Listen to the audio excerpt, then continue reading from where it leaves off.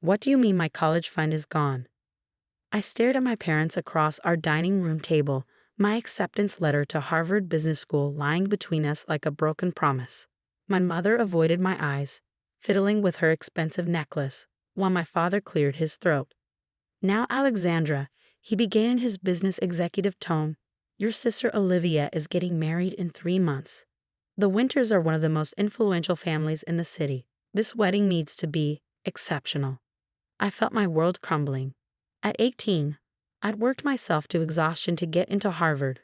Perfect grades, extracurriculars, glowing recommendations. The acceptance letter had arrived yesterday. Today, I learned my future had been traded for flower arrangements and a designer wedding dress. But that was my money, I whispered. You promised. You've been saving it since I was born. Oh, darling, my mother finally looked at me, her smile condescending. You're so smart. You'll figure something out. Olivia needs this wedding. The Winters expect a certain standard. As if summoned by her name, my sister Olivia breezed into the room, wedding magazines tucked under her arm. At 24, she'd never worked a day in her life, spending her time at country clubs and charity galas. Mom, I found the perfect venue. It's a castle in France, and they have an opening in June. She paused, noticing my tear-streaked face. What's wrong with her? Nothing, my father said smoothly. Alexandra's just processing some changes to her college plans. Olivia's face lit up. Oh, did you tell her? Daddy, the castle is only $300,000 per day. That's reasonable, right? $300,000 per day. My entire college fund had been around $400,000. Carefully saved, meticulously planned. Now it would pay for less than 2 days of my sister's fairy tale wedding. I got into Harvard, I said quietly. The school I've been dreaming about since I was 12.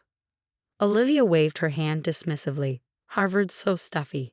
You could go to community college. My friend's housekeeper's daughter goes to one. She says it's quaint. I stood up abruptly, my chair scraping against the hardwood floor. I need some air. Outside, the spring air felt thick with broken dreams. I walked to the garden bench where I used to study late into the night, preparing for the future that had just been stolen from me. My phone buzzed. A text from my best friend Maya. Did you tell them about Harvard? Are they excited? I couldn't bring myself to respond. How could I explain that my education meant so little to my family that they'd sacrificed it for champagne fountains and ice sculptures? Later that night, I sat in my room, surrounded by scholarship applications and student loan forms. A soft knock at my door interrupted my desperate calculations. Go away, Olivia. She came in anyway, floating in on a cloud of expensive perfume. I brought you some wedding magazines. You can help me pick the flower arrangements since you're not going to be busy with school. I looked up slowly. Do you even care? That your wedding is costing you my future? Don't be so dramatic, she rolled her eyes. Daddy says the family business will always take care of us. You don't mean Harvard. But I did need it, not just for the education, but for what it represented, a chance to prove myself, to build something of my own. The next morning, I walked into my father's study. He was on the phone, probably discussing another extravagant wedding detail. We need to talk, I said when he hung up. Alexandra, I'm very busy. The business, I interrupted. You always say it will take care of us. Let me work there. Part-time now, full-time after graduation. I'll earn my tuition. He laughed, actually laughed. Sweetheart, handling million-dollar accounts isn't like your little math club competitions. The business needs experienced people. I'm good with numbers. I could learn. No, he cut me off firmly. The business is not a practice ground for beginners. Now, if you'll excuse me, I have a meeting about Olivia's floral arrangements. That night, I couldn't sleep. The moonlight streamed through my window, illuminating my Harvard acceptance letter. Next to it lay an invitation to tour Sterling National Bank's internship program, an opportunity I'd won through a finance competition but had planned to decline in favor of Harvard. My hands shook as I picked up my phone and dialed the number on the invitation. Hello, this is Alexandra Miller. I'm calling about the internship program. Yes, I'd love to schedule that tour. 3 days later, I stood in the lobby of Sterling National Bank, my one professional outfit pressed and perfect. The marble floors gleamed and the air hummed with purpose. This wasn't the future I'd planned, but maybe, just maybe, it could be something better. Mr. Sterling himself gave me the tour. He'd been impressed by my competition performance and seemed genuinely interested in my ideas about modernizing banking systems. "We typically require a college degree," he said as we finished the tour, "but your test scores are exceptional. We could offer you a modified program. Work during the day, online classes at night. After 2 years, if your performance meets our standards, we'd sponsor your business degree." It wasn't Harvard. It wasn't even close to what I'd dreamed of. But it was an opportunity, one I'd earned on my own merit. "When can I start?" That evening, I packed my belongings into my used Honda Civic, a car I bought with savings from tutoring. My parents were at a wedding venue tour with Olivia. I left a note on the kitchen counter. "Found a solution. Don't worry about my education anymore. I'll figure it out on my own, just like you said." Asterisk Alexandra. As I drove away from my childhood home, tears blurred my vision. But through those tears, I caught a glimpse of something I hadn't expected: hope. My parents might have traded my future for Olivia's perfect wedding, but they had unknowingly set me on a path that would change everything. I didn't know it then, but in 10 years, they would desperately wish they'd chosen differently. Because sometimes, when you force someone to figure it out on their own, they figure out how to become more powerful than you ever imagined. 10 years can change everything. I sat in my corner office on the 47th floor of Sterling Tower, watching the morning sun glint off nearby skyscrapers. The nameplate on my desk read Alexandra Miller, Chief Executive Officer, Sterling National Bank.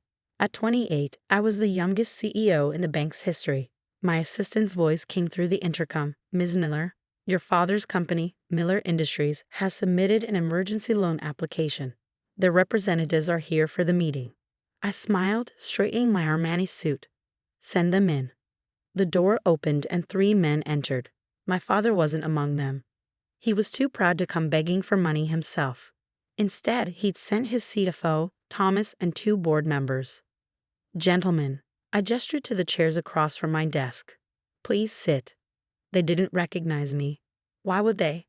The last time they'd seen me, I was a teenager serving coffee at board meetings during my failed attempt to prove myself worthy of the family business. "Ms. Miller," Thomas began, his voice strained, "we appreciate you meeting with us on such short notice. Our situation is urgent." I opened the loan application on my tablet. "Yes, I see that. Miller Industries is facing a liquidity crisis. Your major contracts are delayed, suppliers are demanding payment, and your credit lines with other banks are maxed out. You need a $100 million bailout within 72 hours or you'll face bankruptcy."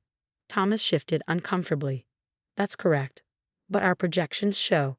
"That's not why you're here," I interrupted smoothly. "You're here because every other bank has turned you down.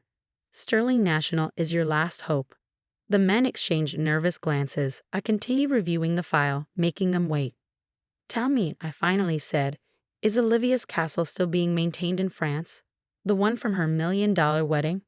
Their confusion was visible. I don't understand how that's relevant," Thomas stammered.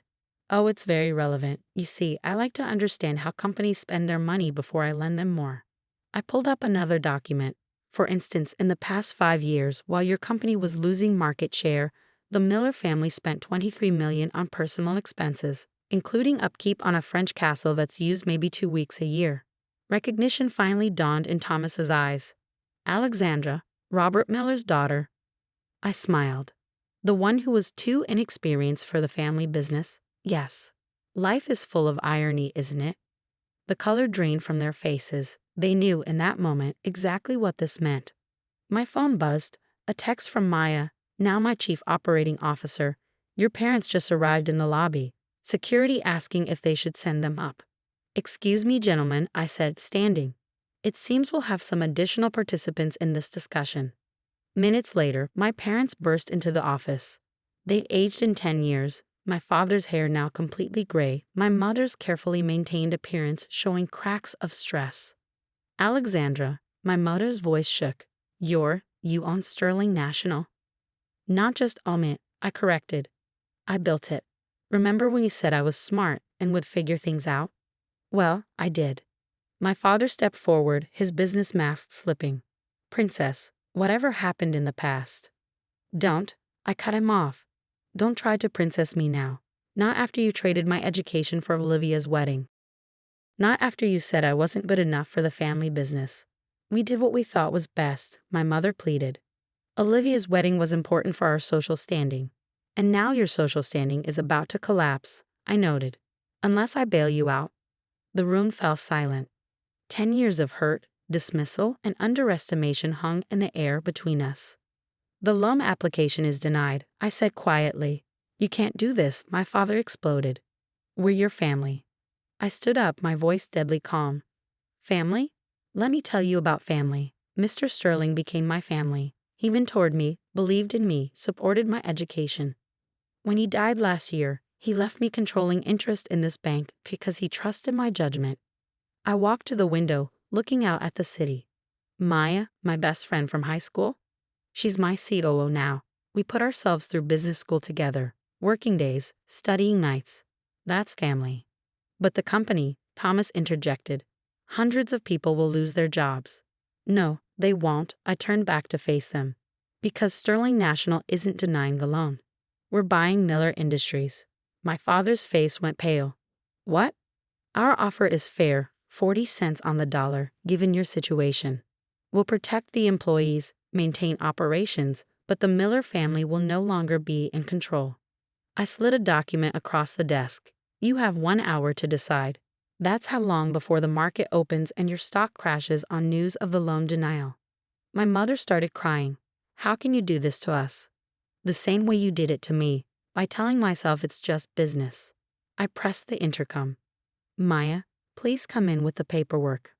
Maya entered, carrying a folder. She'd been there that night 10 years ago. And let me sleep on her couch when I first left home. Now she stood beside me, a symbol of the real family I'd built. 1 hour, I repeated. They signed the papers with trembling hands. Miller Industries, the company my grandfather had built, the company that had been too good for me, was now mine. As they left my office, defeated and broken, my father turned back. I hope you're satisfied. I hope destroying your family was worth it. I didn't destroy our family, I replied. You did that 10 years ago. I just built something better from the ashes. Later that evening, I drove to the old house, my childhood home. It was dark, empty. A for sale sign stood in the yard. Olivia's perfect wedding had lasted 3 years before ending in a messy divorce. The French castle stood empty, a monument to misplaced priorities. My phone buzzed with a news alert: Sterling National acquires Miller Industries in surprise takeover. Below was a message from Mr. Sterling's widow. Henry would be so proud of you, dear. You were the daughter he always wanted. I smiled, starting my car. Tomorrow, I would begin rebuilding Miller Industries into something stronger, something built on merit rather than family connections. The employees would keep their jobs, the contracts would be saved, but the Miller family's reign was over. Sometimes the best revenge isn't destroying what others built. It's building something so much greater that they're forced to watch from the sidelines, remembering the moment they chose the wrong child to believe in. My Harvard acceptance letter still hangs on my office wall, next to my executive MBA from Stanford, earned at night while working my way up through Sterling National. It reminds me that sometimes, when one door closes, you don't just find another door.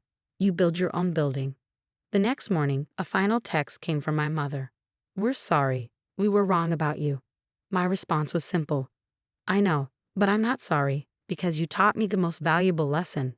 That sometimes having to figure it out on your own is the greatest gift anyone can give you, even if that wasn't what you intended. And that's how the daughter they wouldn't send to college ended up owning not just a bank, but their entire legacy. Sometimes, karma doesn't just strike, it transforms everything in its path.